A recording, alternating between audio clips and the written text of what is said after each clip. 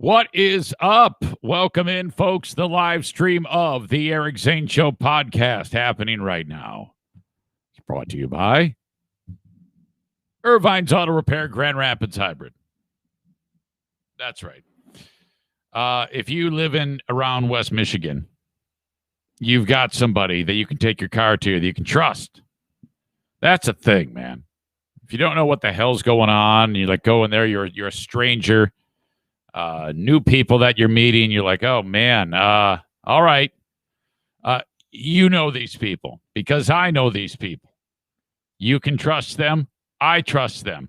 They're hosting the Great Food Giveaway. They're awesome. I'm just so happy to be partnered up with Irvine's Auto Repair Grand Rapids Hybrid, servicing domestic, Asian, and European vehicles. And of course, all the hybrids, all the dealerships, when things get rough on them, like, oh, God, we don't know what to do. Call Irvine, send it over to them, give them the credit. Give them a call at 616-532-6600. Ask about the way they do it during the pandemic, which is just an absolute art form. First of all, they keep their amazing techs protected so that nobody gets sick, and they keep you protected. Your car is sanitized. There isn't one face-to-face meeting that's even necessary the way they do it there. But they sure as heck want to see your shining face when this is all said and done. Thank you again to Irvine's Auto Repair Grand Rapids Hybrid for being on board with the show. Meanwhile, my pals over at Horizon Hydroponics continue to do amazing work. If you're growing stuff indoors during the indoor growing season, make sure you utilize the experts at Horizon Hydroponics, Horizen, hydroponics.com. Check out their website. Buy the stuff you need to keep things growing appropriately, and off you go. Orders $250 and over anywhere in the United States are sent to you free of charge. Use the coupon code ZaneShow at checkout. That will save you 10%. You can do it that way. You can also order it and pick it up curbside or whatever you want. On their website is the phone number if you need any advice. Tap their brains, their expertise. They've got 4 locations: Alpine in Grand Rapids, the Growers Outlet in Byron Center, Michigan, and then Lansing and Kalamazoo. And my friends at Blue Frost IT, who I just love so much. I need expertise. I call upon my staff. I kind of have paid employees in a way because Ben gets paid to do the Ben and Eric Patreon podcast, and that's something I'm very, very proud of because I don't want anybody to come in here unless I could actually pay the people. So there's that. And then I've got a monthly service contract with Blue Frost IT. It's not a lot of money. I don't have any money, but it's enough that they feel happy with the deal. And I have the insurance policy of knowing that if my tech goes kablooey, then the folks at Blue Frost IT, my managed IT service providers, will be on either remotely or boots on the ground in the facility right here in the Baldwin Ace Hardware Fear Bunker studio to fix it. And Alan knows my tech in and out because he built it. I actually had him build my computer for me. And that's my team. So I'm very, very happy. And your business can have that too. 616-200-8550 for your business, whatever it may be. You finally can have a tech department without having to break the bank. Blue Frost IT, online at bluefrostit.com, 616-200-8550. It is, oh my gosh, we are getting close to the equinox. The 16th of December. The days are so short. There's no daylight. Oh my God. That is December 16th, 2020, as we trudge our way through a pandemic. The Eric Zane Show podcast begins now. Hey, everybody. It's me, Kenny, man. Yeah, I'm not listening to crappy death metal. Hey, everyone. Kenny from Nashville here. Yeah. And after a long day of listening to some crappy death metal, Yeah. I like to unwind with the Eric Zane Show podcast. Yeah. Here's your host, Eric Zane. What up? Dabba, dabba, dabba, dabba, dabba, dabba. Let's go!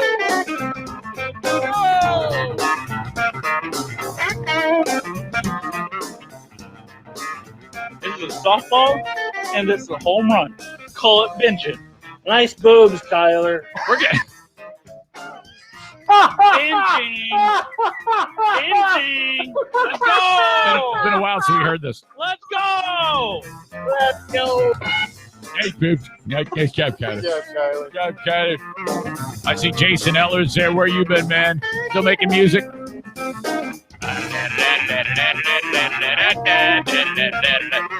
Dirk, Red State Dirk, had a conversation with him yesterday via email, talking vaccines. Oh, man. Holy shit. We are not on the same page. I love you, but oh, my God. Okay, and it's been a while since we've heard that deal with Kyler, and that is just part of the historic lore of the Eric Zane Show podcast. John with the big laugh in that one. Well, John, where you been?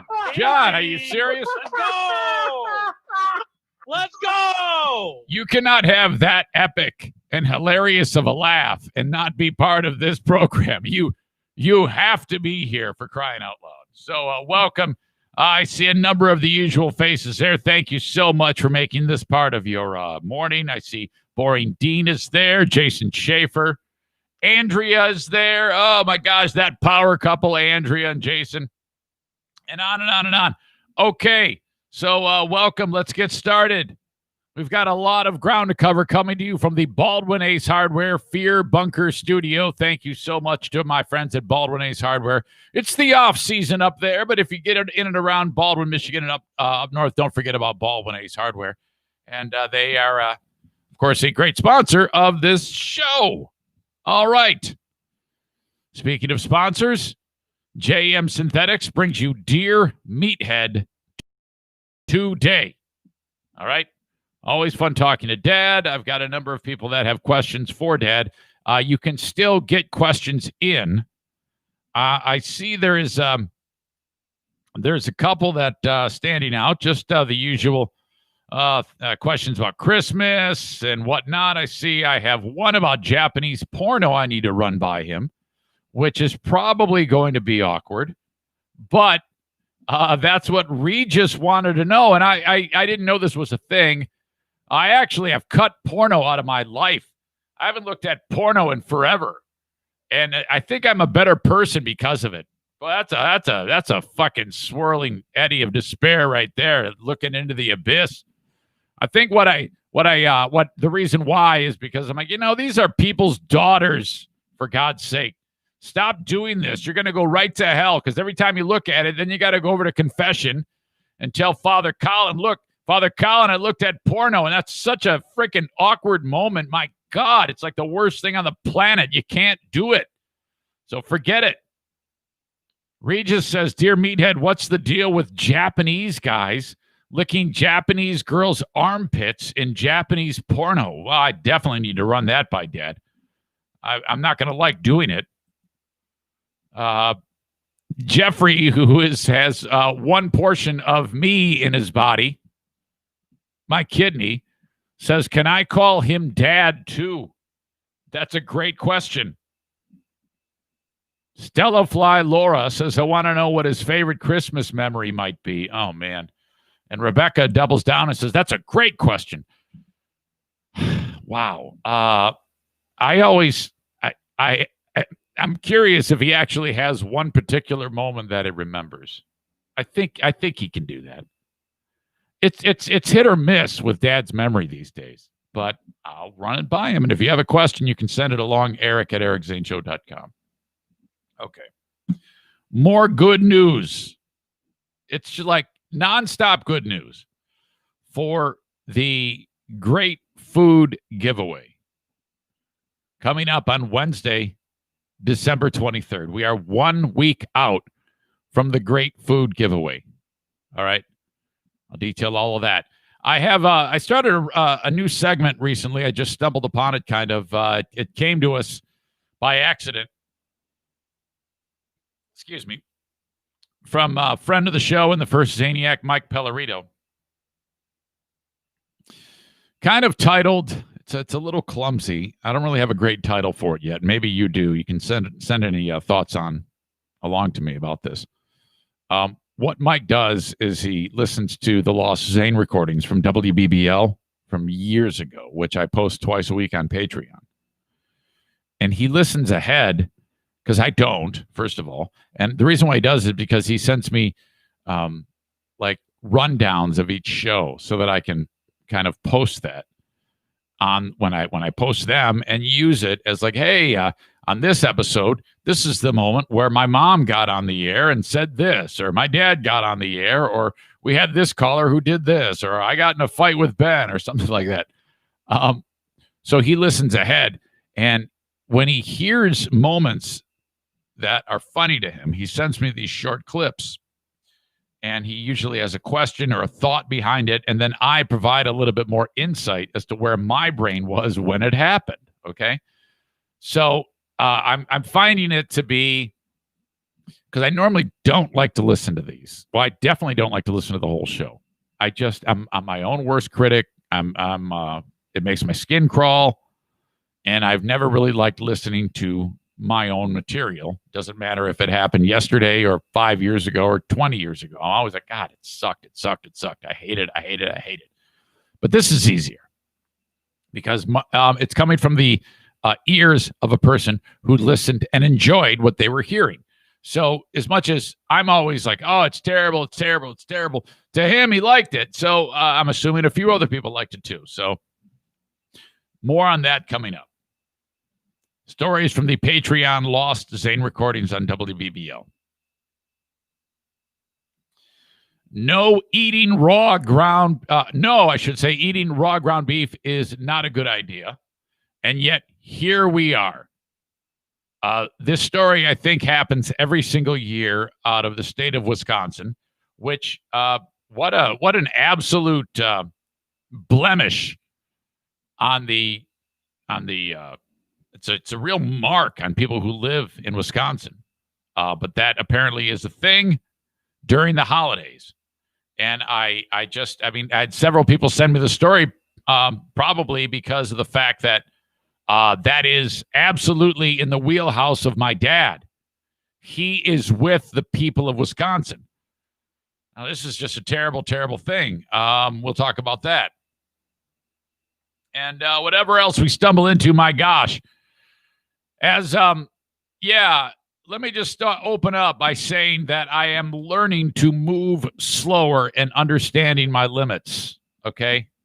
If you haven't been paying attention to the show, you may not know, but after donating a kidney 2 weeks ago to this day, it's been kind of like a learning curve and getting back after it. Now I haven't really stopped doing the show at all.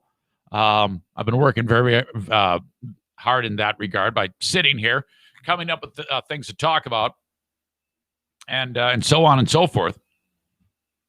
But, oh man, I think I need to learn to take an even more aggressive approach to this recovery.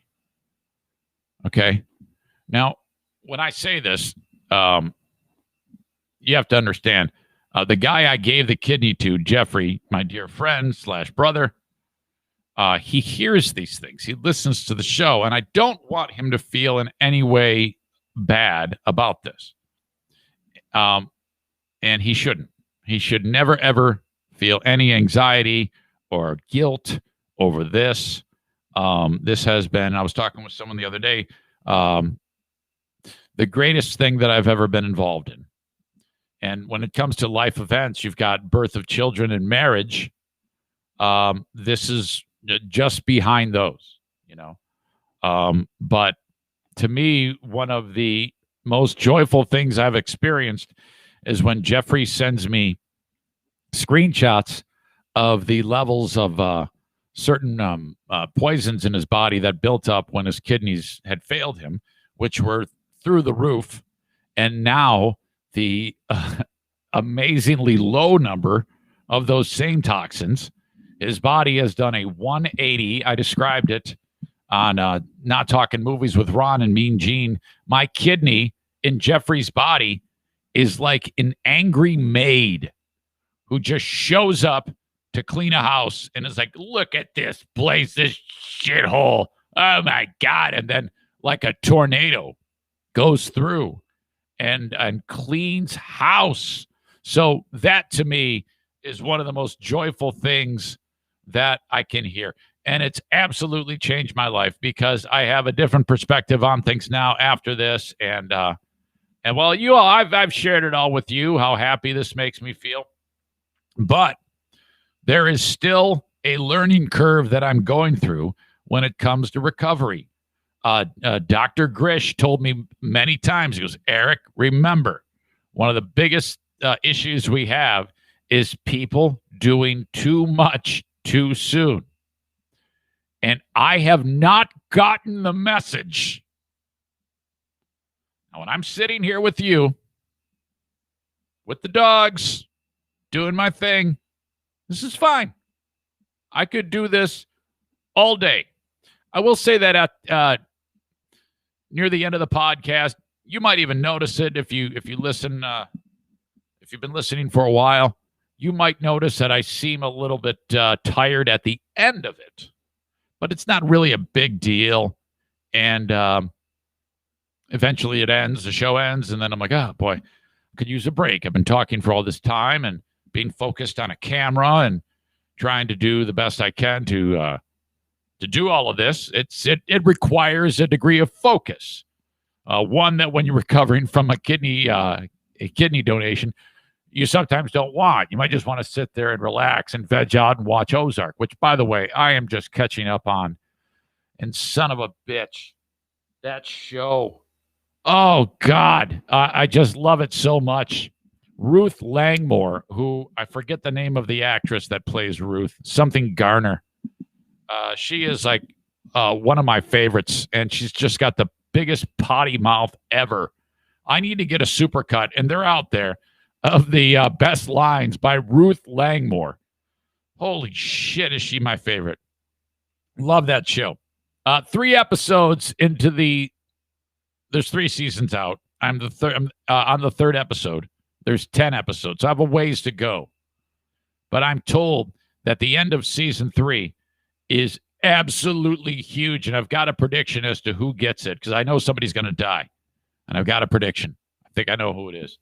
We'll see. And there's only one more season of that. They're making it right now. And I think it's going to drop in the upcoming months here. Not too far away. But then that's it.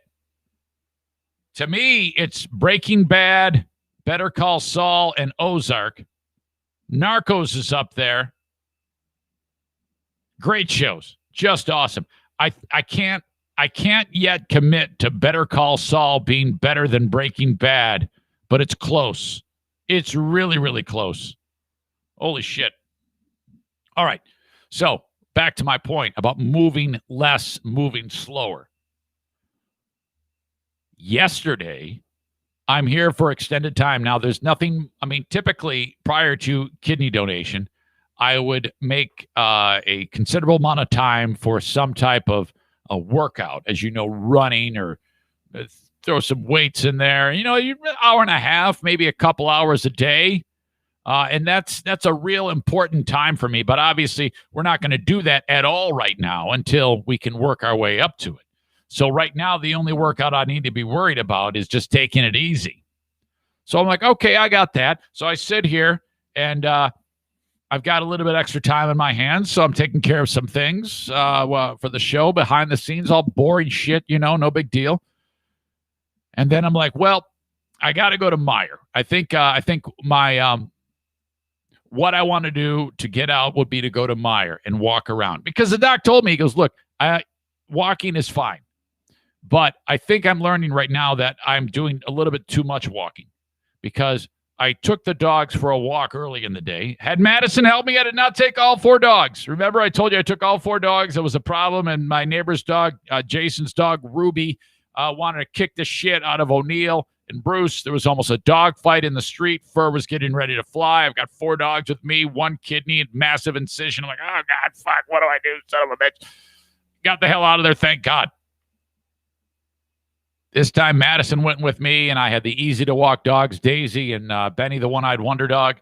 No big deal. No big deal. Get home. The trip to Meijer, though. Now, this is really easy. I had to buy 1, 2, 3, 4, 5 things. some really small wood screws for the studio,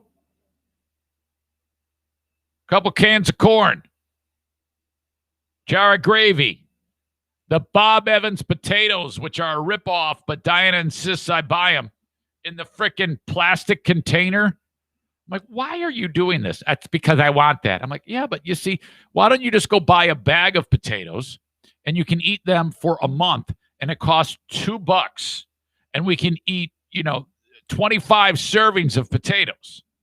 The Bob Evans kind, it's twice as much and 3 servings of potatoes. What the hell?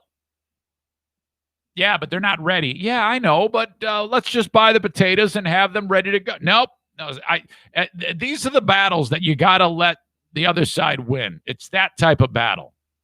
Okay? And I don't let them all slide. Remember the paper plate incident? I did not let that slide at all.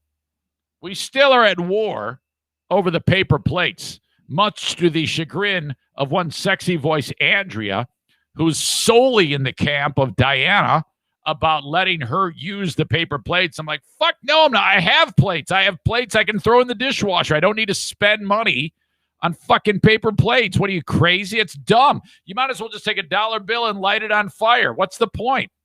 You use paper plates, all right, I've made this very clear, at picnics, all right? Not in your house, dum-dum. And I had to buy chicken. Now, this is the fried chicken from Meijer, and it is so fucking underrated. Son of a bitch, is this good? Oh. Now, I get into the store, and it isn't long before there's a real slowdown. Like, I've walked across the parking lot, and I'm just into the store, and I'm already moving slow. Like lost man with dementia, slow, wandering through the neighborhood, doesn't know where he's at type of slow. Got my N95 with my regular mask over it, 2 masks, and I'm just really not moving fast. This whole process to get those things took me more than 2 hours. 2 hours. I got the text from Diana, where are you? What's going on? Now, to be fair, I went to get the chicken. 12 dark pieces, by the way, for $9.99. It's so damn good, so cheap, so easy. Holy crap. She goes, we don't have any. I go, oh. She goes, I'll drop it in the fryer just for you. I go, okay. She goes, 20 minutes. I'm like, oh, fuck. All right. So I got all the returnables from the Dirty 30s from Kevin, the diarrhea-inducing beer, which, by the way, we've had so many changes in the Eric Zane Show podcast household this year. It's been astronomical. We've managed to shrug it all off like the champions we are in this household. But there are so many stories to be told about it. Going back to, I don't want to give you the laundry list of all the shitty stuff that's happened, but as you know, Diana's brother passed away July 30, David, one half of the Doobie Brothers. So Kevin, of course, lives here now, and that is fine, and we all love that. But Kevin, no filter Kevin, it's 5 or 6 Hams beers a night of the Dirty 30. Okay, we get the Dirty 30. It lasts about a week, so we have to have several Dirty 30s ready to go in case he gets low. So, all right. And here's the thing, 5 or 6 beers a night, boy, that would fuck me up. But he seems to shrug it off, and there is no change in the demeanor. He's not like sloppy drunk. He just sits there, watches Game Show Network, and drinks 5 or 6 of the Dirty 30 every single night. Well,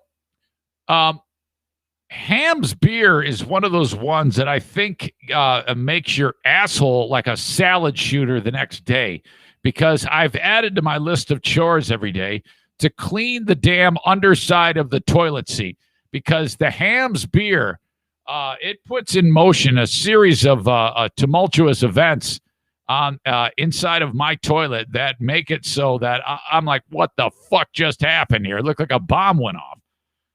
And I'm like, oh, fuck. So, I could very easily have a list of things that have to happen to make it so that this is a fair exchange. Like, hey, do you think you could do this? Do you think you could clean up, do this? Do you think you could? But I'm struggling with that because I don't want to be like the fucking high school principal, who's constantly bitching about everything. But man, we've got to come to some type of agreement on cleaning up the diarrhea drops on the underside of the damn toilet seat because of the Ham's beer. So I walk into the mire with all of these bags of returnables from the Dirty 30. People think I'm an absolute lush of shitty beer because Ham's is not like high quality stuff. I don't know what the fuck they do, but it's some of the cheapest beer that is made known to man. And I think it should say on it, Ham's, this will make you have loose stool. Maybe that's maybe Ham's stands for something about it in regard to that. But that was basically what led me through the store was all those returnables. So I got $15 of Ham's beer, and then I'm waiting on the chicken. Ham's beer returnables. I'm waiting on the chicken. This took more than 2 hours. I'm getting Diana like, where are you? What is going on? And then I'm just moving slow. Ran into a friend of the family who actually, I ran into more than one person who was like, oh my God, glad you're back. This is great. This is such a amazing thing. That type of thing, which is always wonderful. Friend of the family, Mal, wanted to buy my gravy, corn, potatoes, and chicken. I said, no, come on. Because it's the least I can do for what you did for Jeffrey. I go, that's all weird. Don't even sweat it. No big deal. My point of all this, though, is the amount of discomfort I'm feeling from moving around too much.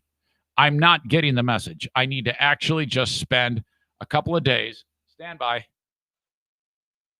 a couple of days where I do, outside of this podcast, I'm in bed. I'm laying down, watching Ruth scream obscenities, and that's it, because I feel like I'm doing something wrong if I don't start to relax a little bit more, So I got to cut the moving around portion of the day out for at least a couple of days. The open of the Eric Zane Show podcast. First of all, don't forget about me on Cameo. Cameo.com/Eric Zane. I did one for Colin yesterday live on Patreon. And man, that was good. He made me do one for him because he decided it was a good idea to go out and do a weightlifting workout with his friends, despite the fact that there's a pandemic going on. And sure enough, his dumb ass caught COVID. And so that shut down his whole family. So as part of his penance, he hired me to roast him. You can actually see it at cameo.com/Eric Zane. About what I posted for him. And you can sign up to cameo.com/Eric Zane. Anybody has a birthday, whatever it is, hire me and let me do my thing. It's a lot of fun.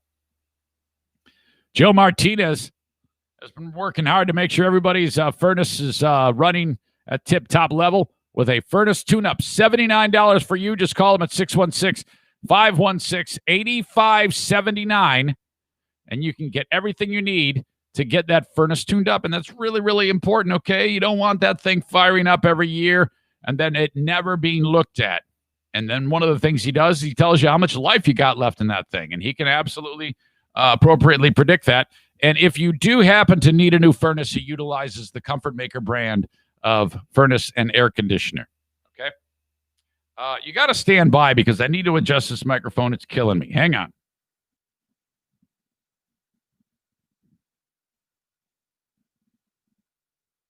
Much better.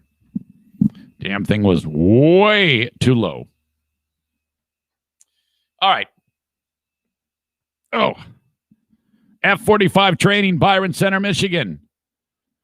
If it's time to start working out, this is where I want you to go. Go to their website, f45training.com/Byron Center. About for your workout that you could be doing, working out in a group setting with a personal touch. Second to none. You will love the atmosphere. And we are getting to the point now where we're going to have to start thinking about that because more and more people are going to be inoculated. And this horrible virus is going to leave us. And then we will be back to living a life here in the good old US of A that we remember prior to all of this. All right. So remember F-45 training in Byron Center, Michigan. I was just reading that 71% of Americans polled said that they would be getting the vaccine.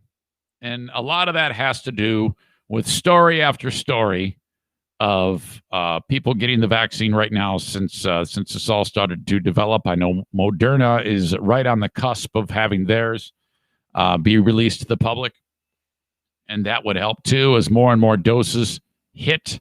Frontline workers right now are being vaccinated. Doctors, nurses, volunteers are getting it. And the usual response is, yeah, I'm a little sore, but that's it. 21 days later for the Pfizer vaccine, they get the second dose, and then they are good to go. That number, 71%, was about 62% not that long ago. But as more and more stories proliferate that everything is fine, you will see that number rise even higher. Not lost on me is the idea that in some cases there have been allergic reactions. Hang on, I got to sneeze, and this is never fun. All right, it might be leaving me. Hang on. Oh boy. There was a time when a sneeze like that, I was dreading it. When I was in California, if I had to sneeze because of the incision, oh my God, I was like, stand by. Sorry, I'm a mess. There was like, I was so scared of sneezing because it hurt so bad. I'd be doing everything I could to avoid sneezing. Oh, but where the hell was I? Vaccination. Oh, I did hear about the allergic reactions. People were quick to jump on that story. And also the Bell's palsy thing. There was a few people that experienced Bell's palsy.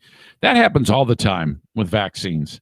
And that's the type of thing where any vaccine has moments like that, where those things will happen, side effects. But when you have the number of people that are being vaccinated and the high quality, the high number of positive things happening, the good outweighs the bad. And that's it. Your chances is so minimal of something terrible happening. Fortunately, not everybody feels but actually a shrinking number of people feel any reservations about the vaccine, and that is good. The more people that are vaccinated, the quicker it goes away. So, one more for Van Dyke Mortgage, 231-332-6505, NMLS number 3035. How about them? It's never been a better time to get a mortgage. Yes, life goes on. You can get a home, you can get a mortgage, you can do all those things. You can get out of paying money, paying rent to someone, pay for your own house, okay? If you have done this many, many times before and your credit is just terrific, that's okay. Call upon Mario anywhere in the U.S. He specializes in that. That's an easy process, you know. But for those of you who have a little bit of a trickier path when it comes to your credit, bankruptcy, divorce, whatnot, call upon Mario. He can help you. 231-332-6505. Call him up and say hello. It's great. Stand by. Sorry, I have when it comes to coughing and clearing my throat and sniffles, I'm like, oh my God, what is happening to me today? All right. Really stoked about the great food giveaway coming up in 1 week. Some updates for you. In case you missed this yesterday, did some figuring about how much it is going to cost to feed 100 families. For the corn, each family will get 2 cans of corn. That will cost $100. They're about 50 cents a can. For each family getting a 5-pound bag of potatoes, $2.49. For each family getting a jar of gravy, $1.49. I was considering the gravy packets, but I was like, because that would stretch the money, I would actually spend about $58 less or something like that. But I'm like, just pay for it. The ease of the liquid gravy is really great. The King's Hawaiian rolls, those are freaking glorious, for God's sake. $3.49 a package. The pies, $7.99 for 100 hams, $10.50 each. That's $1,050 for the hams.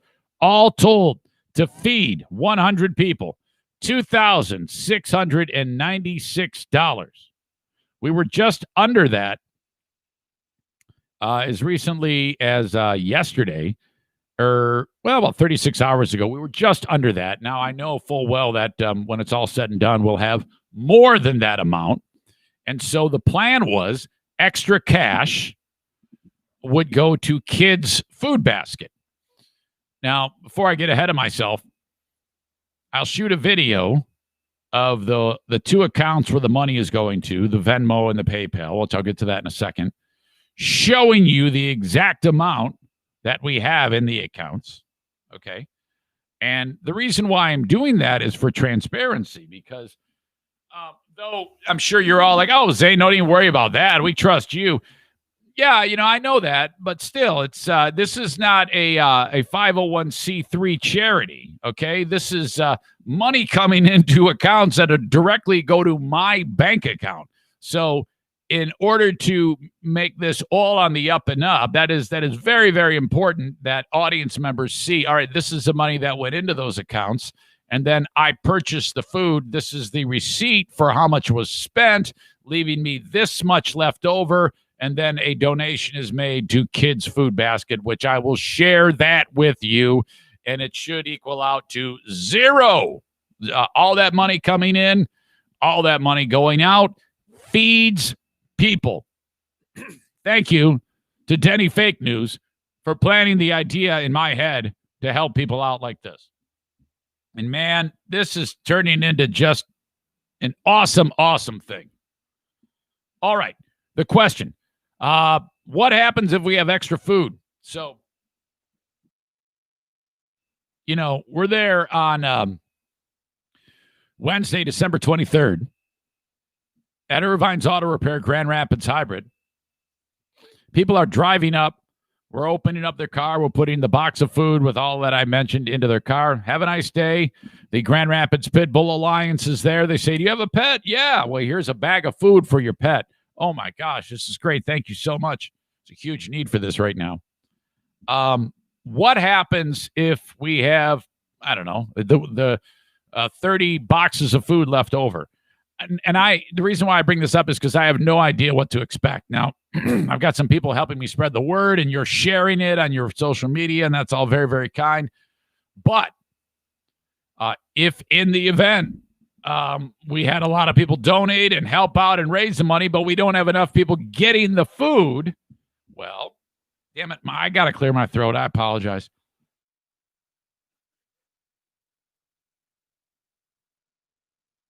That was terrible. In the event that we have food left over, I reached out to my friends over at Mel Trotter, Greg Weaver over at Mel Trotter Ministries, and I explained to him what's going on. What we'll do is we'll load up the trailer, Mike Ball's trailer, and then drive directly from Irvine's Auto Repair, Grand Rapids Hybrid, as soon as night falls, directly over there, and then they will get all of that food, anything left over. So at the end of the day, people driving up get Christmas dinner, Kids Food Basket, which I'll give you the dollar amount we've raised so far in a second, will get a check, and Mel Trotter Ministries will get leftover hams, potatoes, gravy, corn, rolls, and pies. And they will make quick work of that. So there you go. We got it all covered. if you want to volunteer your time and just hang out, the more the merrier. I'm serious. Irvine's Auto Repair Grand Rapids Hybrid is where we will be on Wednesday the 23rd at 2 p.m. You can either respond to the Facebook invite or send me an email. Just show up. I don't care. We'll be there a little bit before 2 o'clock, setting up, stuff like that. This was a conversation I had with Diana today because you know what we should do. And she says, we need to, what do you think about getting hot cocoa for everybody? And I know this sounds crazy, but I said no. And she said, well, why? I go, because it's expense. And there can be the first time you start to dip into the money that is set for food to money to feed people, that's less people get fed. So no, there is none of that. No, this is, we get together, our beautiful faces power us. And if you need something to drink, I suggest you bring it because no, we're not spending a dime on anything to drink because that means less people get fed. And that's what this is all about. One of the things that drives me cuckoo is any type of charity that they start to eat into the money raised for operating costs that they can live without. And this charity is no exception. I don't want any money going towards something that means that people would get less food. That's how I feel about the whole thing. And I think that that's an important thing to consider. All right. Now, and I also heard from a few of you who are so involved with my show that you feel badly that you cannot contribute. Please don't do that. No. Do not do that. People do what they can. And this is a no pressure thing. I don't want you to feel any pressure about this. If you can't give me $1, that is okay. Don't worry about it. Please. You listening to the show and knowing that we're doing this and helping me spread the word is enough. It is absolutely enough. That is never my approach when it comes to these types of things. If someone feels the need and it strikes them, they will do their thing. That is it. And that when it comes to fundraising, that has to be anyone's approach. When it comes to any type of any type of giving. And I've stressed that with the whole kidney thing. You can never ever say, this is what you should do, and this is how you do it, and you got to give. No, screw that shit. If you feel the need and something strikes you personally, intrinsically, that's how it happens. So please don't feel bad if you're the type of person that has always been, because yes, I see who donates, but you get nothing judging from me. Okay. Just you knowing about it and you sharing the information is enough. I appreciate anyone who has given, and I appreciate your thoughts and prayers about the whole a project that we have embarked on, and will continue to do that for a long, long time. Don't you worry about it. Besides, this show keeps growing dramatically. You know, I see the numbers. I know full well how many people are listening and watching, and I know just by sheer volume, we'll be able to get, everything we want and be able to feed people. So don't fret. Don't feel the need to tell me. I get it. I understand. And you're fine. You are absolutely fine. All right.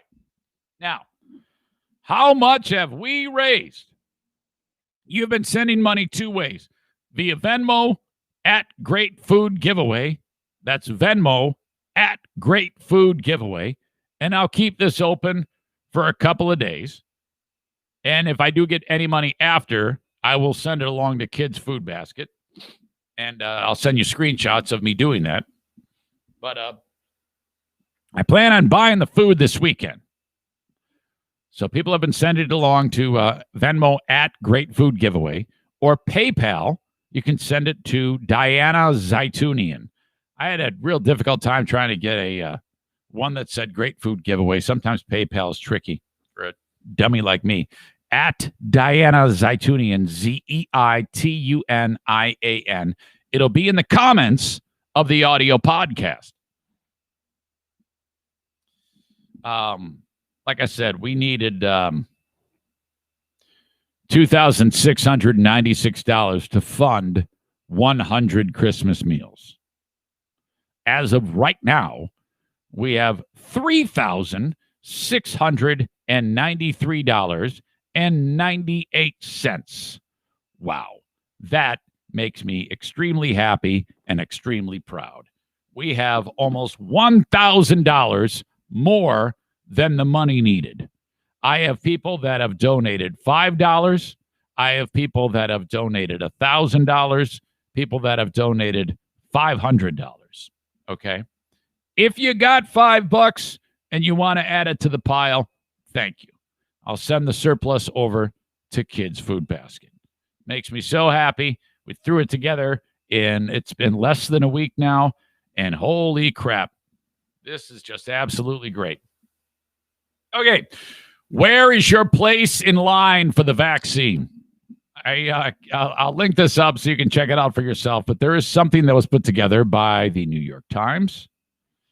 And it's very simple. What they do is they ask you a series of questions, and it determines your place in line for the vaccine. Now, from what I'm understanding, by like March, there will be a place for all of us. We will all have access to the vaccine by then. But there are a number of factors that make it so that right now, as we speak, you can determine where you are in line. Like I on the thing, it asks you how old you are. Okay, let me just do it right here. How old am I? 50. What county do you live in? Ottawa, and then all the different Ottawas in the United States pop up. Michigan, Ottawa County, Michigan. Do you work in these professions? Healthcare worker? No. Essential worker? No. First responder? No. Teacher? No. None of these. I hit that, of course. Do you have COVID-related health risks? No. That's it. You then hit submit. Okay. Based on your risk profile. In the United States, Eric, your place in line, you are behind 268.7 million Americans. When it comes to Michigan, you are behind 8.4 million others. There's like 9.5 million people in Michigan. And I'm behind like almost all of them. And in Ottawa County, I am behind 236,400 others. These are just estimates, and the line may ultimately be shorter. The order isn't yet finalized, and children could be skipped entirely if the vaccine isn't approved for people under 18. If the line in Michigan was represented by about 100 people, this is where you'd be standing. They show this graphic, and it's like 1, 2, 3, 4, 5, 7 people behind me. So if you have 100 people, 93 of them, or 92 of them, are in front of me. Let's see where Diana falls in this. Okay, Diana. Wait a minute. Why did I have 49 as my age? It'd be worse for me. Well, it's about the same. I think Diana's going to get it a lot sooner. Okay, how old is she? 24. That's what she's going to have me tell you. And she is in the teaching profession as a parapro. Do you have COVID-related health risks? No. Boy, it's dramatically different. In Michigan, there's only 4.4 million people who would be ahead of her in line. And in the United States, 135 million people ahead of her in line. Let's see if I can get to be number one. Okay, like my dad. 87, Macomb County. I think. No, wait a minute. Is he in Oakland County? I don't know. Doesn't matter. None of these. Do you have COVID-related health risks? Yes, he does. Old. Submit. All right. He's got 673,000 people ahead of him. Wait a minute. Are you in a nursing home or a long-term care facility? No. Very interesting. I'll link it up in the show notes. You can see for yourself where you are in line. Hopefully that number keeps going up. More and more people get that vaccine. I just want more and more people to get it and just understand that it's going to be okay. All right, I will get to Dear Meathead coming up with Dad. If you have any last-minute questions, I need them a little lean, but not the end of the world. You can reach out, Eric at ericzaneshow.com. Okay, let's see.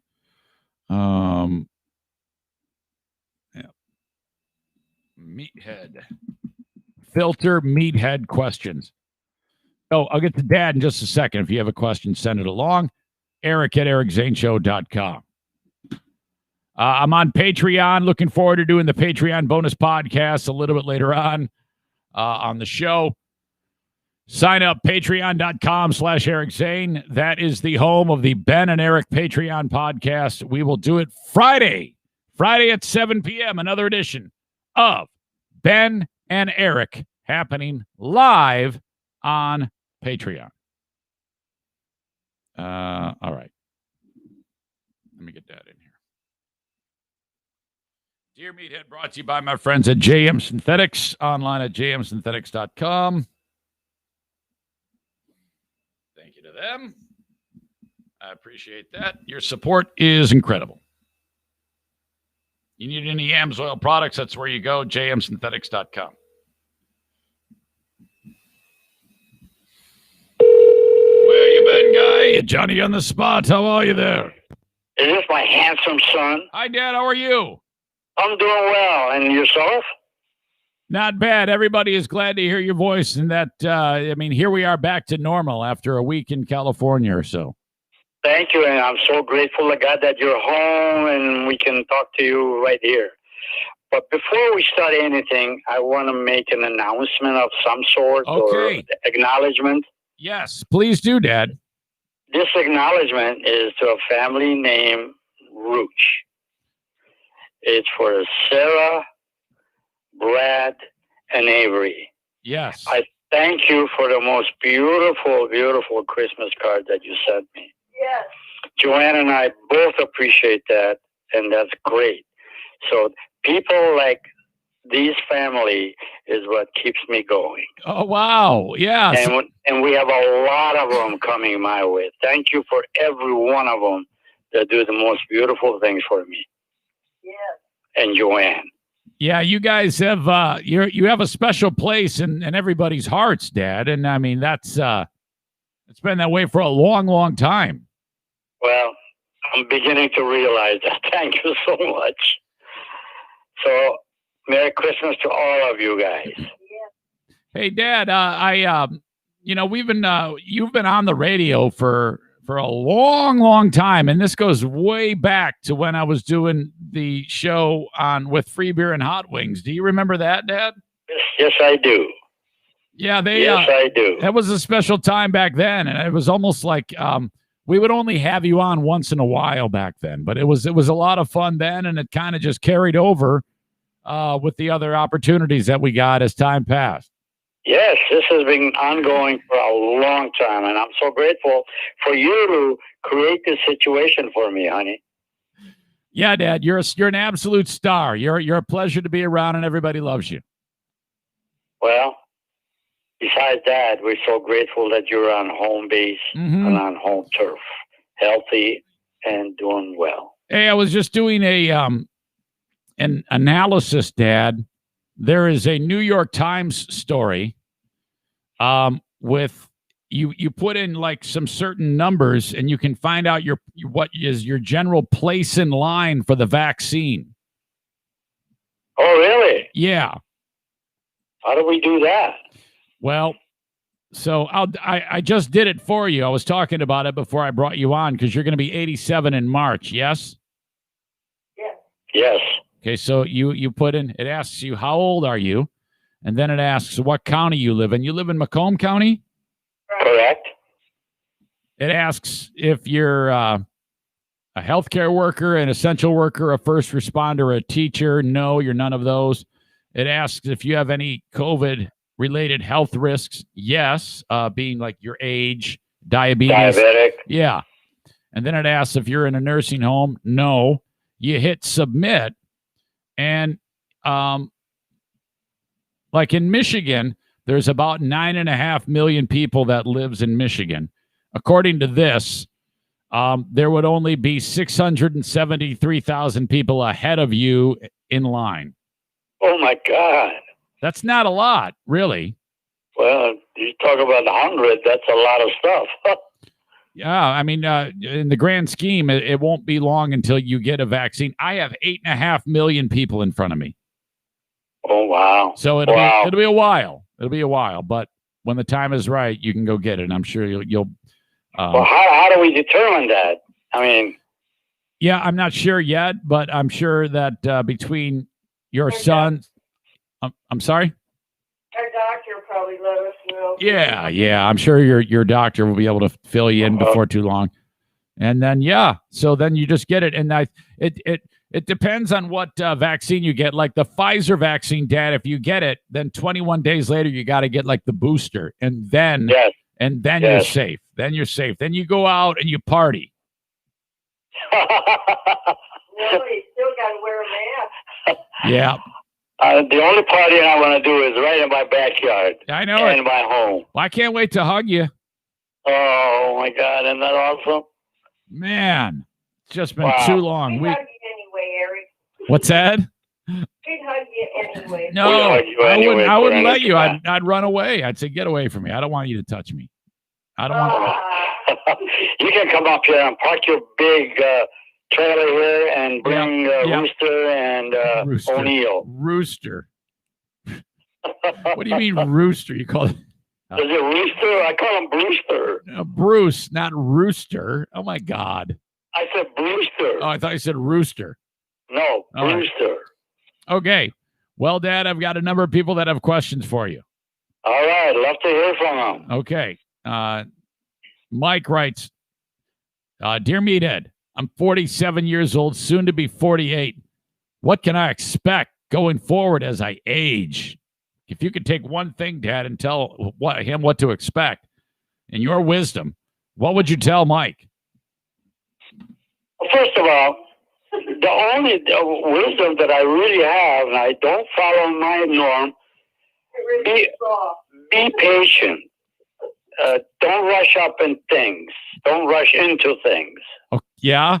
So he can... If a thought comes to you that you want to do something, do mental thinking about it, what is going to happen, what's the outcome of that. Right. Before you jump up and with the mouth and all that, because I have that personality, and that's not a cool thing to do. So, wait a minute. What are you telling him to expect that he'll become impatient? No, it's not a question of impatience, but yeah, it is. If I get a thought in my mind that I'd like to do that, I'd like to jump into it without analyzing, hey, what's the outcome of that going to be? Yeah. I just jump in there and want to do it. Okay. And here's my norm why I do that. It's just that there's another chore in my life that I have to perform or do, so let's do it and get it over with. And that's not a cool thing. Wait, what was that last part?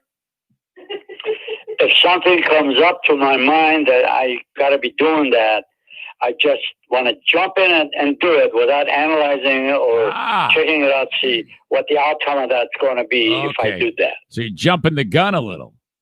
Right. Okay. Not a lot. Okay, jumping the gun a lot.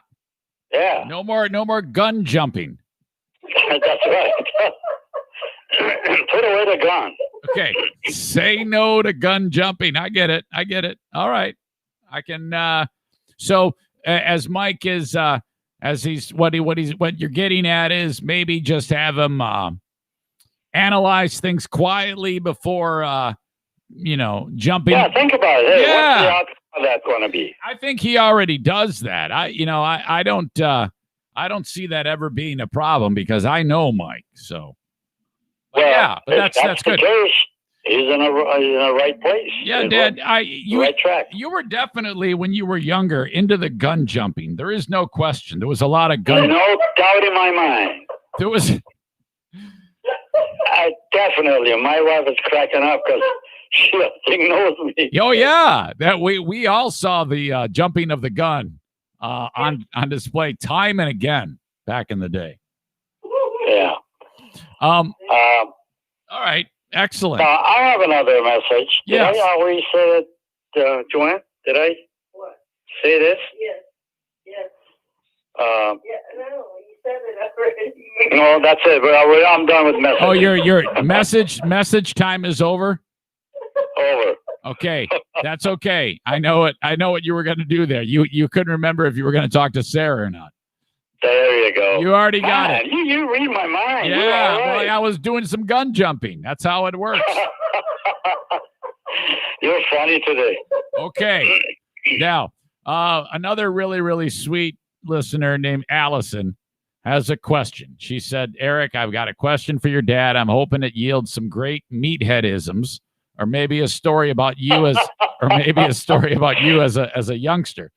She's poetic. She wrote, Dear Meathead, my husband and I recently discovered that our 14-year-old has been stealing beer from the fridge at night after we go to bed, and not just any beer. My husband's expensive high alcohol content beer. Plus, thanks to the pandemic, we know he's drinking them alone in his room. It says it's not like he's stealing them to drink with his friends. Oh no, what do we do? What type of punishment would be appropriate? Thanks, Meathead. Love, Allison. Allison, punishment is really not the answer to solve this situation. No? No, it's you got to get theoretically very psychological with this child. Try to find out why. What led him into that? Uh-huh. Don't get uptight with him. This is not an issue of uptightness. Because all you're doing when you're uptight about this, that you're showing him a force of you did something terribly wrong, and now you're going to have to pay the price. No, you have to reason with him psychologically to why he's doing that and how did he get introduced to this. Now, if the parents are drinking, that right there is an answer that you got to work with. Well, yeah, maybe drinking in front of them, but still, I think parents should be able to drink in front of their kids and just tell them right from wrong. No, not in front of them. The parents, yeah, you absolutely are correct. Tell them what's up. Say this is for adults, and that's the end of it. But try to realize one thing. The kid is curious why the parents are doing this. Yeah. So you are setting a bad example yourself if you're drinking in front of them. Right.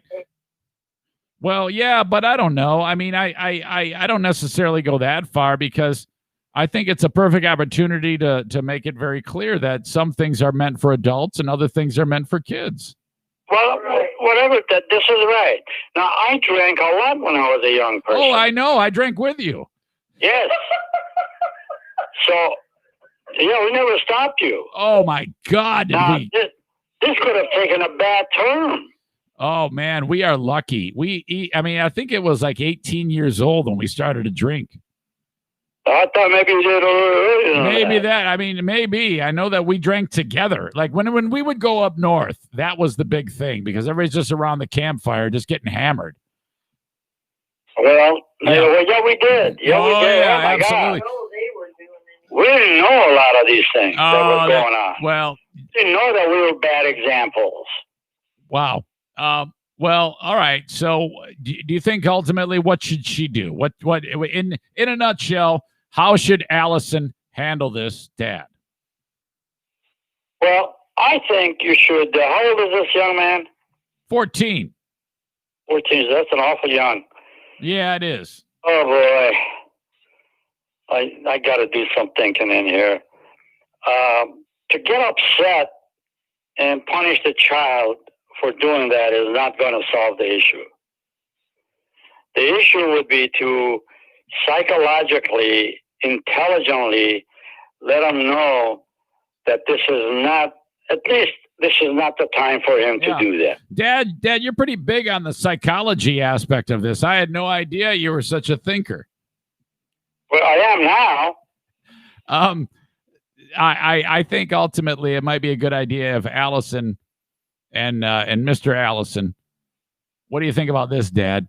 Maybe like took a lot of time showing what can happen, how much risk the child is for a life of misery if they continue to go down this road. You know, what can happen to their body, what usually happens to a person who abuses alcohol.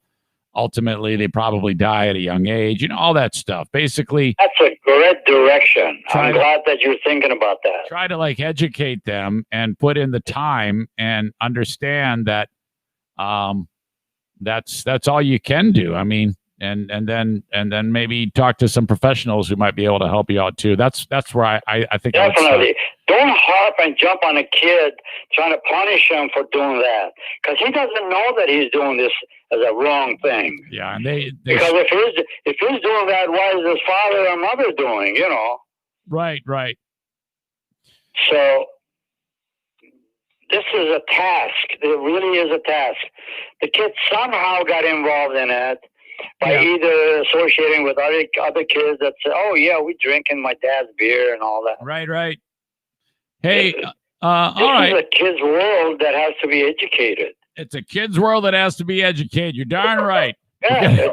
You know, you got to educate them. We got it. We definitely got to educate him. I think a lot of people can agree with that, Dad. Really? Hey, when you're growing up, you're looking at your adults and following their norm. Yes. Well, why can't the kid? Now, I really want to take this on.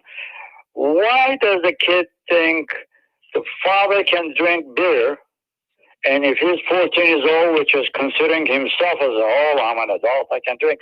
Why can't he not drink beer? Who, the kid or the dad?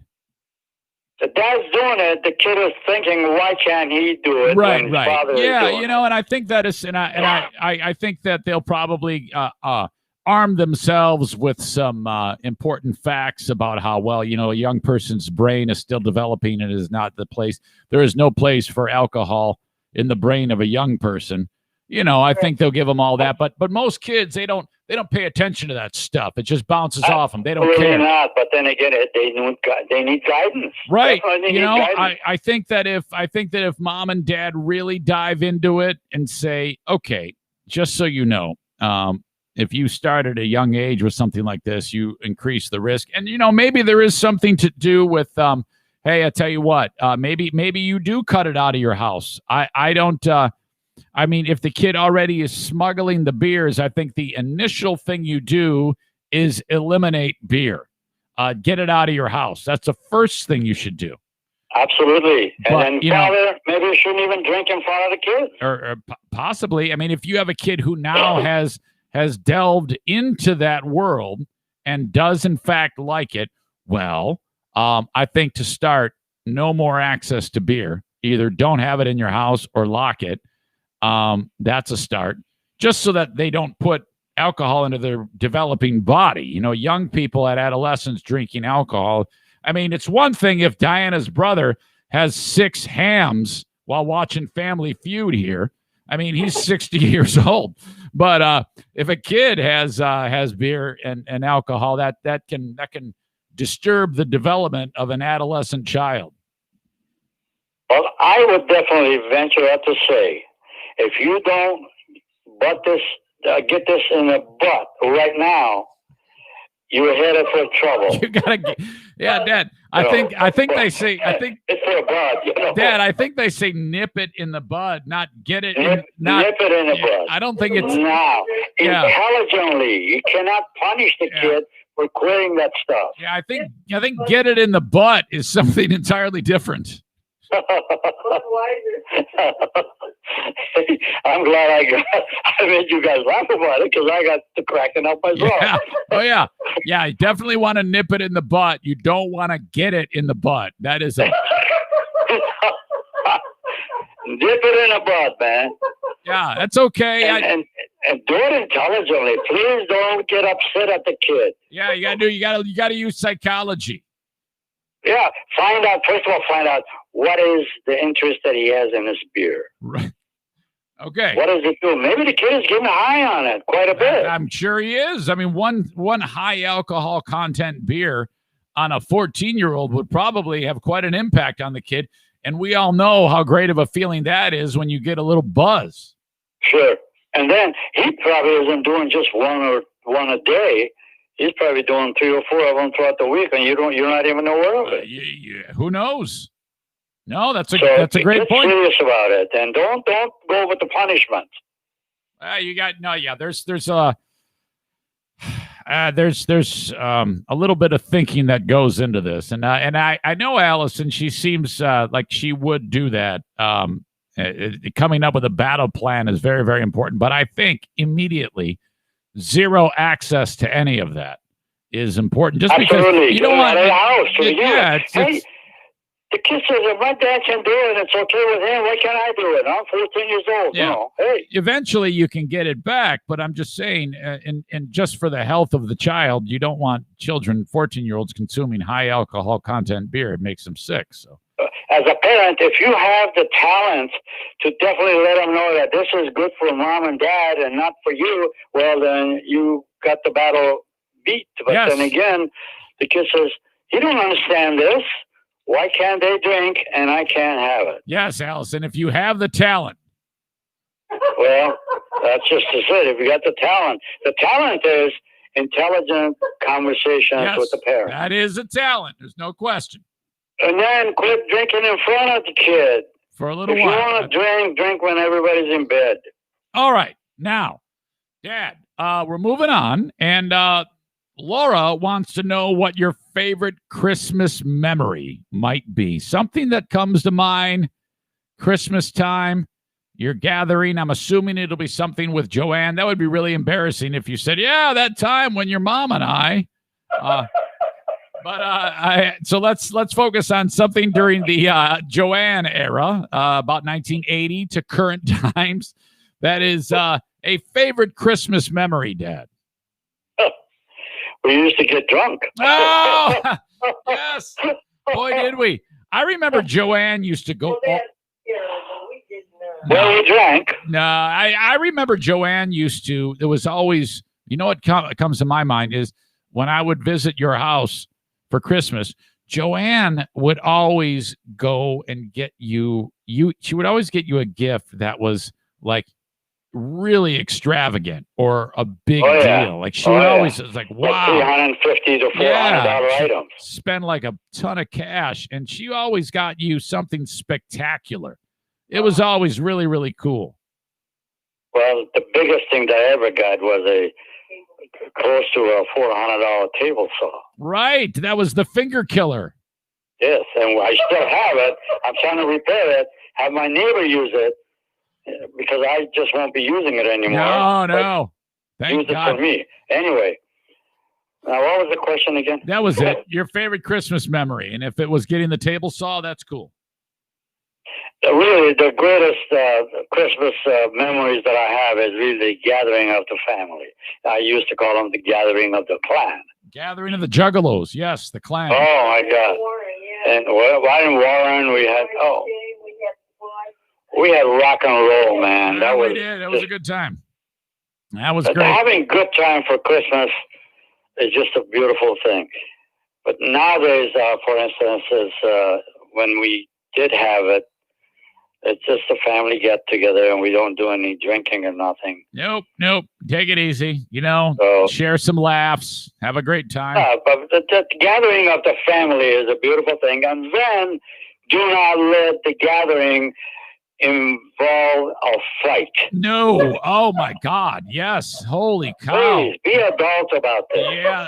Occasionally that happens. You get a lot of mixed people together, and it's like, Oh, they can't wait till they start airing out the crappy stuff that they had happen.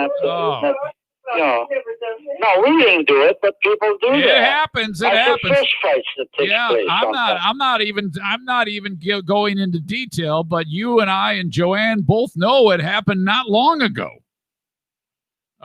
We haven't really spoken of it on this podcast, but I think it was a couple of Christmases ago where everybody was awkward and it was uncomfortable and there was a little bit of yelling going on, and we're like, Oh, uh-oh. yeah, I remember that. Yeah. That was you brothers. Oh no. Well, yeah, that Oh, is yeah. true. It was. Oh, yeah. I actually feel pretty good that I wasn't really trying to elevate it. I was trying to diffuse it. It got a little bit weird. It does happen from time to time. And Michael, not Michael, but Yeah, you don't. Yeah, Dad, you don't have to say names. That's okay. my oldest kid, Yeah, you know who it is. yeah, He walked out. yeah. Yeah, I think But it he's might. not a fighter. He don't want to watch those things. Yeah, it happens. But anyway, all right. He So walked out. So that's basically it. Christmas memories. We love them. Hopefully next year we'll be able to get back to spending time together. We won't be able to do that this year, obviously. Yeah, this is terrible this year. No fighting this year. No, There'll be no fighting. No, Nothing. Hey, We Dad. forgot that we were breathing second air. All right, Dad. This next question is really strange, and I regret having to ask you it. But a gentleman by the name of Regis is really weird. I'm just going to read what it says, and then if you have any questions, you can ask me, and I'll explain it. But just know that I'm uncomfortable asking you this question. He wrote, "Dear Meathead, what is the deal with Japanese guys licking Japanese girls' armpits in Japanese porno?" What's the deal with him watching? Yeah, there you go. That's a better question. What's What's the deal with you watching it? Is a great question, Regis. What are you doing watching Japanese porno, you animal? Oh my God. In my mind, that's a sicko. Yeah. He needs a brain transplant.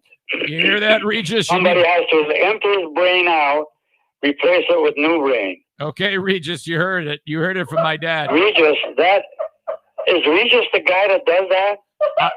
No, I don't think so. I think he saw it and he Oh, wanted. you saw it. Regis, you shouldn't even be in there to see that. Oh my God. That made me spit up. That's not That's good. a sick thing. I mean, sick thing. And this guy is not a human being. He's not even a dog. That's a bad thing. Well, maybe he just heard about it. Maybe he doesn't watch it. Maybe he just heard about it. Well, the watching is not the problem with me. Is seeing somebody doing it. Okay. Watching it. That's what I'm talking about. Yeah, that's watching it. Oh man. Yeah, that's rough. That's No, rough. watching isn't bad, but doing it is the worst. Okay, so no. All right. I No want. watching. No watching. Finally, Dad, Jeffrey writes this. Now, I saved this one for last because, and you should know that Jeffrey is the gentleman that I gave the kidney to. Yeah. And Jeffrey's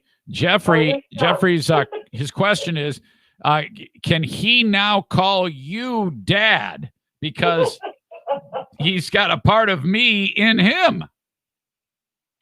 Well, I would say this to you, Jeffrey. If you feel that I can be your dad, you can call me Dad.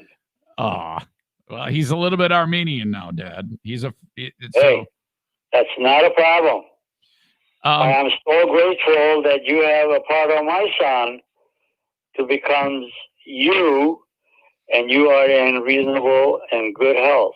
You know what's interesting, Dad? I don't know if I shared this with you. I was talking to the audience about this, but Jeffrey's kidneys did not work, and so he had all these horrible, very high levels of poisons in his body because the kidneys were not functioning. Within very, very quick amount of time, the new kidney brought him right back to life. I mean, like everything was immediately, all those terrible numbers dropped like a stone, and because of the kidney. I mean, it really took off. Isn't that a God's miracle? It that a part of your body it really is. It's make him whole again. And when I speak with him on the phone now, I can tell he's gaining strength and just becoming re-energized. You know, I mean, here's a guy who had been beaten into submission and was quite literally at death's door. And now he's going to frickin' turn it around and just be a juggernaut. Well, I have a message for Jeff. Jeffrey, you can call me Dad. I'm pleased the fact that you are doing well. And I'm also pleased that God made a son named Eric that was willing to do that for you. And he didn't do that for any kind of a glory. He did it because he loves you. He loves God. Wow. And that is a blessing. Dad, that is so sweet of you to say. That is really, really fantastic. Wow. Yeah. Well, okay. I'm going to leave it right there. I think you guys, I mean, seriously, it's always so much fun talking to you. Everybody loves it. And, here we've got another week in the books. So, just stay safe. The end is near with all this craziness. And then we'll just keep doing our thing. Okay. Yes, and I want to tell this to your audience. I know you have a very intelligent audience there, but please practice safety. Wear your masks.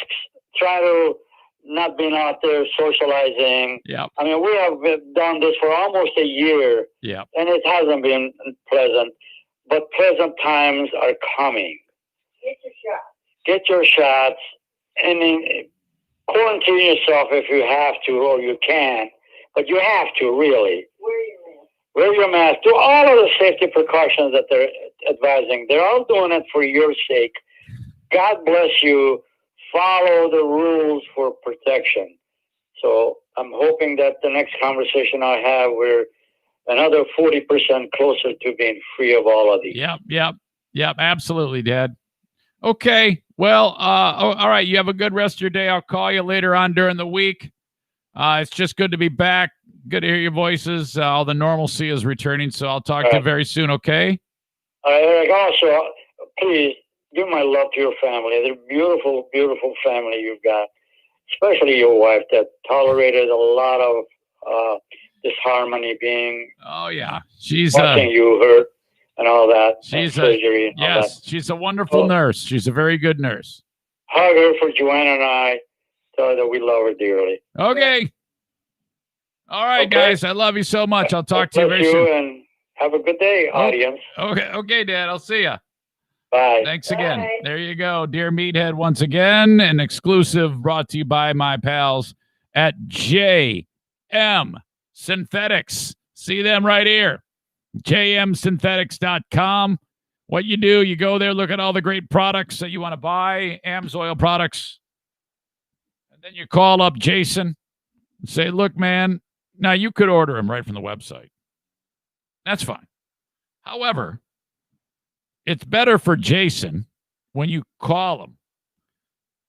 Now, the reason why that is because, he'll explain all that. I don't even need to get into that. But you're going to, it works out much better for him that way. And then you get the stuff. And then you can get this too.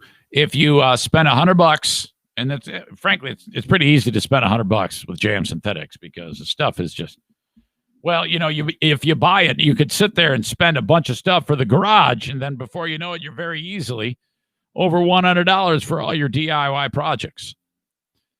So you spend more than $100, sign up for preferred membership. That's $20. Now, when you do that, saving on shipping costs, extra perks, benefits, one of those pays for itself deals, Save 10% with all that. So the 120 becomes 108. And he will buy for you a 1-year tier 2 membership to Patreon, to my Patreon. It's $120 value. You get it free when you do it that way. So go to jmsynthetics.com, pick out what you like, call him. His number is right on the site, and then you're in business. All right. My dear Andrea says, we love JM Synthetics. Yeah, it's because it's Jason. Oh, my God. How about him? He's a dynamo. We got a number of great comments. Thanks again to everybody for checking out the show and providing your comments. All right. I forgot to mention the show, as you know, Facebook, Twitter, and YouTube. If you're watching on Facebook, please share what we're doing. If you're watching on the Periscope video, please like it, maybe retweet it. If you're on YouTube, like the damn thing. I appreciate that. Subscribe to it, hit the bell notifications, all that stuff. Then, of course, the audio podcast available wherever you download podcasts. I'm on all of them. Or just go to ericzaneshow.com and click on the subscribe button, and off you go. Okay. TC Paintball, how about them? My man Rick, as I recuperate, it won't be long till we can do another paintball event. I guess I could still do a paintball event. I just can't play right now. So basically, I'd walk in with the pizza. We'd have a pizza party. You'd all play paintball. I'd watch. But it won't be long till I can get back after it. And I just love it so much. TC Paintball, book a party. They have limited capacity right now. They are doing what we would describe as towing the line. They are being legal and safe, limited capacity, following all the rules, but still something to do that you can still do. They're going to throw you outside. You're going to play outside. You're going to come in, warm up, and then you're going to go back outside. As long as they can keep doing that and the audience loves it, who enjoys playing paintball, they're going to keep doing it that way. Keep you safe, and then everybody's happy. TCPaintballGR.com. You guys are awesome. Fully stocked pro shop. Buy the stuff you need for Christmas for the paintballers in your life. TCPaintballGR.com. Kent County Health Department, love you guys so much over there. Doing great work. Call them up if you need anything. One of two numbers, 616-632-7200 or 7100. AccessKent.com/health for anything COVID-related, anything vaccination-related, anything concerning the WIC program. You might need some food on the table. They have everything you need, and it is a service that you should utilize if you fall into any of those categories. All right. The Kent County Health Department, been a hell of a year, and they continue to soldier on and do the best they can for public health with the Kent County Health Department. AccessKent.com/health. It's this point in the podcast where, hang on. I need some cordless headphones. I keep rolling on the cord. It's at this point of the podcast where, oh, God, usually at about this point, hour 30 in or so, where I just start to feel it a little. Stretch the back. Should be good. Oh, damn it. But all right, we're fine. Stories from the lost Zane recordings from WBBL. 2 full shows from back in the day show up on Patreon each week. Let me get my notes here. And a friend and the very first Zaniac, Mike Pellerito, who, God, I don't know where he finds the time to do this, frankly. To listen to these old shows, which, frankly, the lost Zane recordings from WBBL wouldn't even happen had he not saved every show. I would not have access to it. But he did, and then presented them to me. Thus, we have every single show that went down on WBBL. So right now, we're in the month of May, like a month after I started the show. So I drop 2 shows a week. This will go on for a long, long time. You'll get all of the, as you listen to it, you'll be able to piece together when Ben shows up on the scene, and various highs and lows of the show, in its entirety. So each episode is about 3 hours long of content that we would do on that show. And so then you can add that to your Patreon listening. But as Mike listens to all these shows and gives me like the notes from each one of them, that's a huge, huge service. He lifts like highlights that he thinks are moments that should be addressed in some point, or maybe he is asking my thoughts of them as they happen. So occasionally he sends me stuff, and I just got even more. I did this yesterday in the Patreon, but I've got more. I've got ones that I haven't yet aired that I wanted to play for you. And a lot of them centers around one Tyler Doan. And this is unavoidable. So I might as well just get out in front of it. Doan was, to me, extremely polarizing. From a listener's perspective, the things that Tyler Doan would do would draw a reaction out of me that a lot of the audience found to be funny. Now, from my perspective, I wanted to strangle Tyler on all of these moments. So I'll just get out in front of this right now. Whenever moments would happen with Tyler, like Tyler would do a stupid voice or something like that, he would constantly do impressions and voices and things like that. And it was horrible. It would go right to my brain. Tyler's got this really unnaturally high, squeaky voice, and I used to make fun of him, like, go like this.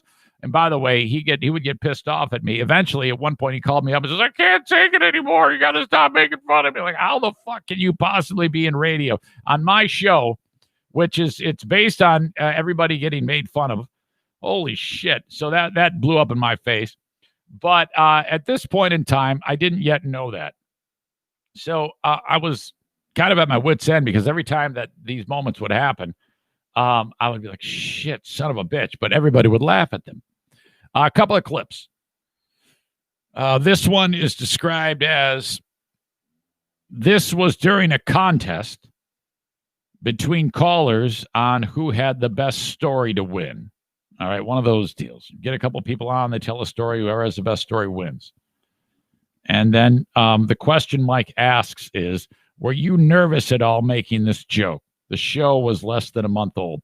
So I guess this first clip really doesn't have anything to do with Tyler. The second clip does. So this clip has nothing to do with Tyler. And I know I've listened to the clip. It is because of the reference to the person that I'm making fun of. Check it out. This is Russ. Russ is in East Lansing. I wonder if this is the same Russ I know. Do you have too much hair gel and make poor managerial decisions? No, that is not me. I actually have zero hair. Do you have a square face? Yes. Do you have a square face and talk funny and no one likes you? Well, maybe it could be me then. Okay. All right. Anyway, tell us about your mom, Russ. All right. So this was referencing my old boss, Russ, at Town Square, who was a fucking clown. So that's why that was funny. And he had been all over the news because he's the fucker who pulled the trigger and got me fired I don't know. After the incident with making fun of dude's pants, I have no idea what went on behind closed doors at GRD.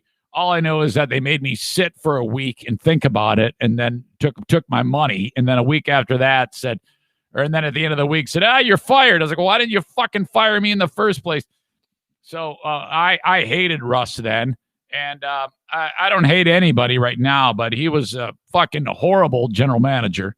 So that was the reasoning behind that type of attack on the guy. He stunk. Nice guy. Horrible. Absolutely horrible when it comes to managing a radio station. Cannot believe the guy lasted that long. And I fucking knew the moment I met him. When he walked in, and Julius laughed because Julius worked with him too. He sucked when he worked with Julius. He showed up on the scene, and I was like, what? You ever like meet somebody and 1 second into meeting them, you know that they're a fuck? Oh, God. Shit. In hindsight, as time passed, he went into a different line of work, and I even had him on the show. And I wish I'd never done that, because I think that was a huge mistake, because looking back on it, I think I was just doing that, trying to get him to advertise his road race on the show. But I wish I'd never done that. I should have never gone back. And he was an absolute disaster to work with. Doan explaining why his gout flares up. When Julius threw out this zinger, did you feel bad for Doan, or were you wanting to high five Julius? So what brings on these big flare-ups of gout? I'm not exactly sure, because I'm still getting used to having it, but this one, just stress, does it. Other things like too much, like acidic drinks, that kind of stuff. I read it was not eating healthy and being fat. Yeah, what? Go away, Julius! Hey, don't yell at me. I'll kill you. Oh, God. What a body slam. Snorts. Julius was known for the snorts. I heard it was eating unhealthy. And so what brings on this drinks, that kind of stuff? I read it was not eating healthy and being fat. Yeah, what? Fuck! Holy shit! Go away, Julius! Hey, don't yell at me. Oh, God. Oh, God. Fucking Doan. What a body Son of a bitch. That was brutal. Oh, now that's really funny. I'm glad it happened. No, high five all the way. Absolutely a high five. Mike adds, feel free to have people reach out to me with specific moments they recall that they want me to look for. Same for you, too. I have a good handle on when I come across them, but if people have specific moments they want captured or added to the show notes, I can add them to my radar. So there you go. Well done, Mike. Okay, Wisconsin raw meat. I cannot believe this is a thing. Forgot to bring this up with Dad. Doesn't matter. We already heard his opinion about eating raw meat. If Dad has the opportunity, if there's a plate of ground up hamburger, he's going to grab it like you would a donut and eat it. Now, there's a million things wrong with this. The foodborne illness possibility is extremely high. Now, you eat like a raw steak or an undercooked steak, not nearly as big of a deal. When you have ground up meat, though, when they take all the impurities that are in the meat and they grind it all up together and it continues to fester within and spread throughout the meat, that opens up so many more possibilities for getting foodborne illness than you would, like, let's say, a steak or something like that. So in no way, shape, or form should you ever eat ground meat, ground beef, raw. But fucking crazy people in Wisconsin do. And every year I see this story about the cannibal sandwich. People in Wisconsin serve the cannibal sandwich at holiday parties and other gatherings at around this time in Wisconsin. And here's the thing. Raw meat doesn't taste good. You know why? Because I don't like the taste of blood. That's what it tastes like. Raw meat just actually tastes gross. My God. Wisconsin residents are being urged by health officials to skip this to avoid getting sick. Cannibal sandwich, considered a holiday favorite in Wisconsin. It's like its own different. It's like a third world country we're dealing with here. This is like something you would hear in like some country where they you walk down the street in the market in fucking Wuhan. And you grab something to say, hey, yeah, have this killed. And they kill it, and then you just take a bite out of it right there or something like that. In Wisconsin, eating raw meat is never recommended because of the bacteria it can contain, the Wisconsin Department of Health Services said in a tweet on Saturday. DHS issues this reminder annually, elaborated on its warning in another social media post. Time for our annual reminder that there's one holiday tradition you need to pass on. raw meat sandwiches, sometimes called tiger meat or cannibal sandwiches. Quote, many Wisconsin families consider them to be a holiday tradition, but eating them poses a threat for Salmonella, E. coli, Campylobacter, and Listeria bacteria that will make you sick. And no, it doesn't matter where you buy the beef. Ground beef should always be cooked to an internal temperature of 160 degrees Fahrenheit. Quote, there are hundreds of people in the Midwest who are sickened after eating cannibal sandwiches. You know where they would serve this? Probably at fucking Jimmy's COVID house or something like that. That I can expect on the sign there. Come on in. Cannibal sandwiches at Jimmy's. Come for the COVID. Stay for the cannibal sandwiches. Definitely not the beer, as we have no liquor license. There have been 8 raw meat-related outbreaks in Wisconsin since '86, including a salmonella outbreak affecting more than 150 people in December of 1994, according to the DHS website. So definitely not a good idea, you stupid Wisconsin idiots. Of course that's from the state that brought us the that threw frickin' Stephen Avery and what the hell is the other guy's name? Brendan Dassey in prison for something they didn't do. Holy shit. And I don't want to hear anything about, yeah, that's not true, man. There's no way that they didn't do it. It was them. No, it wasn't. Come on. Give me a break. Wisconsin, you're a bunch of assholes for eating raw meat and putting the Averys in, Stephen Avery and Brendan Dassey in prison. Screw you, Wisconsin. Tag Accounting reminds you the tax season is coming. And yeah, it is time to worry about that, okay? And this is what I want you to do today. Call up Troy and say, hey, buddy, Eric Zane told me to call. I want to get on your radar for tax season. I don't want to do these myself or my business. I want you to help me with my business taxes. He's the guy, man. Tag Accounting, 616-301-9516. Okay, don't wait on this. And this is anywhere in the USA. One of my sponsors that you can take advantage of the services no matter where you are via his online portal, 616-301-9516. Have someone do your taxes. You're going to get more money back. You don't have to worry about a thing. No time spent on it. Boom, just shows up. The money from your return, your tax return shows up in your bank account. You're like, oh my God, I can't believe I've not done this in the past. I will always be doing this.